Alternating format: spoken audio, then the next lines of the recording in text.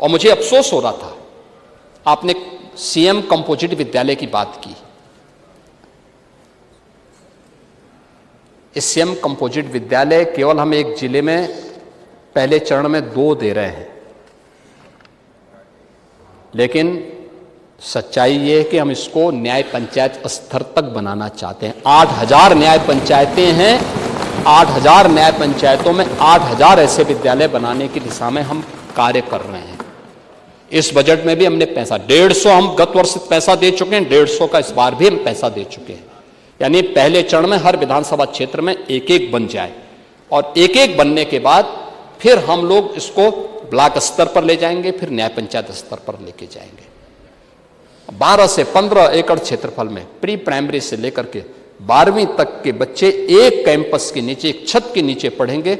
पर्याप्त मात्रा में शिक्षक होंगे, पर्याप्त मात्रा में छात्र होंगे, और एक ही कैंपस में शिक्षा के साथ साथ कौशल विकास के बारे में जानकारी उनको मिलेगी, स्पोर्ट्स की अच्छी फैसिलिटी उनके पास होगी। क्यों नहीं कंपटीशन के योग्य हमारे बच्चे तैयार होंगे, क्यों नहीं तैयार होंगे? लेकिन आपने बनाने का प्रयास नहीं किया। लेकिन ड्रॉप आउट रेट के बारे में जो चर्चा हो रही थी कि डाटा का महत्व क्या है, दूसरा ड्रॉप आउट रेट का जो मैं बात कर रहा था, आप क्या करते थे? हम लोगों ने जब स्कूल मर्जर की बात की थी, आपने जो बात कही यहां पे कि साहब शिक्षक पढ़ाते नहीं हैं, फलाना ठिकाना, ऐसा नहीं है। अरे हम लोग जितने भी आए हैं सब शिक्षकों के द्वारा पढ़ाए गए लोग ही यहां आते हैं, और शिक्षकों ने जब पढ़ाया तो हम यहां आए हैं। और मैं सही बताता हूं कि अगर कभी मेरा पुराना कोई शिक्षक मिलता है तो मैं आज भी उसको प्रणाम करता हूं। अब मैं आप देखो, आप व्यवहारिक आदमी हैं, बहुत सारी चीजें बोल देते हैं और बहुत सारी चीजें उम्र के साथ मुंह से निकल भी जाती हैं, लेकिन और उन चीजों को हम लोग जब बोल देते हैं, लेकिन मेरा मानना है शिक्षकों के प्रति सम्मान का भाव हम सबके मन में होना चाहिए। और सरकार ने इसीलिए कहा कि हम कैशलेस की फैसिलिटी उन सभी शिक्षकों को देंगे, बेसिक है, माध्यमिक है, उच्च है, इन सबको हम देने जा रहे हैं। शिक्षणोत्तर कर्मचारियों को भी हम उसके साथ जोड़ रहे हैं। और उसको ड्रॉप आउट रेट की जब हम बात कर रहे थे तो ये मान्यता क्या थी कि साहब बेटियां इसलिए स्कूल छोड़ देती हैं कि स्कूल दूर है। हम लोगों ने सर्वे किया, क्या यही सही कारण है? इंफ्रास्ट्रक्चर डेटा गहराई से उसका जब विश्लेषण किया गया, डेटा का विश्लेषण किया गया, उसको देखा गया, एनालिसिस की गई कि क्या ये सच है आया नहीं। बालिकाएं स्कूल इसलिए छोड़ती हैं क्योंकि स्कूल में शौचालय की व्यवस्था नहीं, पेयजल की व्यवस्था नहीं, कहां बेटी जाएगी। और ये इस डबल इंजन की सरकार ने आदरणीय प्रधानमंत्री जी की प्रेरणा से तय किया कि हर स्कूल में शौचालय होने चाहिए और शुद्ध पेयजल की व्यवस्था होनी चाहिए। और ड्रॉप आउट रेट इसलिए हम 0 तक पहुंचाने में सफल हुए हैं। ड्रॉप आउट रेट याद करिए ना, 17 के पहले उत्तर प्रदेश की बेसिक शिक्षा परिषद में पढ़ने वाली बेटियां नंगे पैर स्कूल जाती थी। 60% से अधिक बेटियां नंगे पैर जाती थी स्कूल।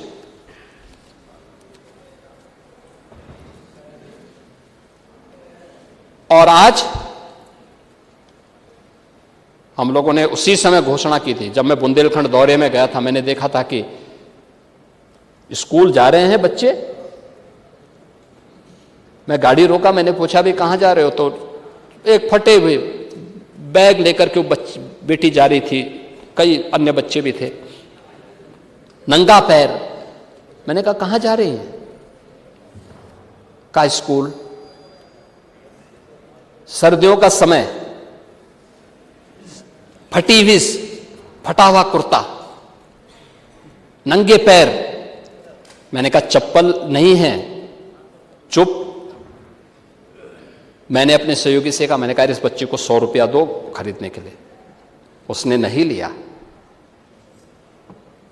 मैंने कहा अकेले स्कूल जाती हो? और कौन कौन लोग हैं? कहा नहीं, सब गांव के अन्य, सब गांव की ही बेटियां सभी थी। उन्होंने कहा सब एक शाम लोग जा रहे हैं।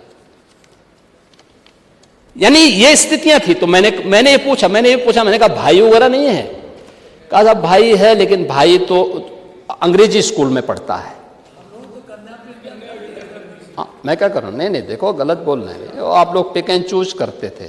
मैं जब लीकेजेस रोकने की बात करूंगा ना तो बता दूंगा उस समय सही।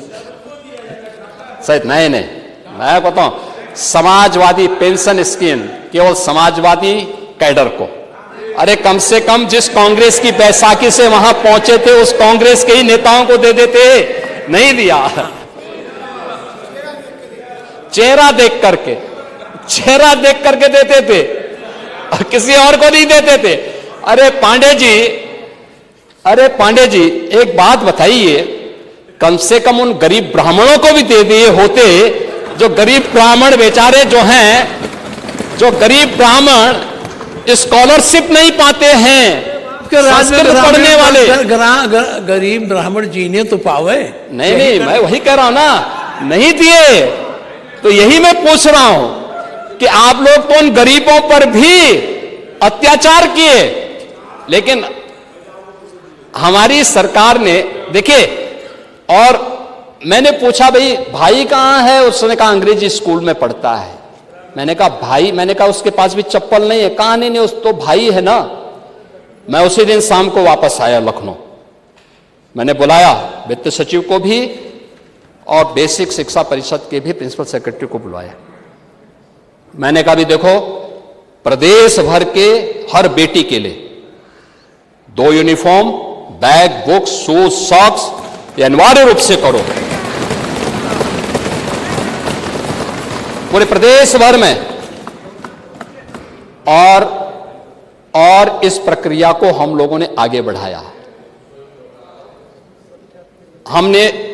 मैंने खर्चा जोड़ा इसका।